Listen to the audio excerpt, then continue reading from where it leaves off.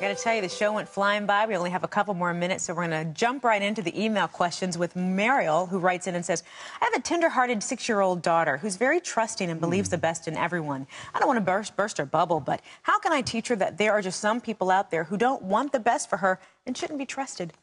Mary, that's a question all parents have to deal with, and teaching your children prudence. You know, the easy one is, don't go off with strangers. Don't ever get into somebody else's car that you don't know them and doesn't have my permission.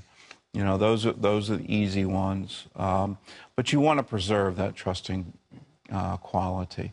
That's a wonderful thing. So don't instill fear in your children. Instill prudence, and that will be a good thing. I think we got time for one more. Well, I was going to piggyback off of that one. I used to think about that very thing with my son, and I start really having to trust in the Lord to say, Lord, you've got to protect him. And Lord, I pray that for a special spirit of discernment over my son, so that he has that spirit, so that he can say, that's something there's something not right about that person. Doesn't sound right, doesn't look right. Doesn't feel right, doesn't whatever. And so I tell you what, God's a good God. He'll place that in our children. And I don't know, do we have time for one more? Go ahead. All right, I'm interested in doing a Bible study in the Lord's Prayer. The part that talks about God's kingdom and God's will has always been confusing. What are they?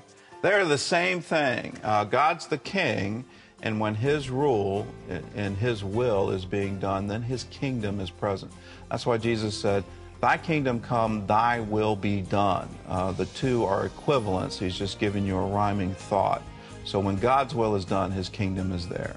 We leave you with these words from Romans 5. The love of God has been poured out in our hearts by the Holy Spirit who's been given to us. God bless you.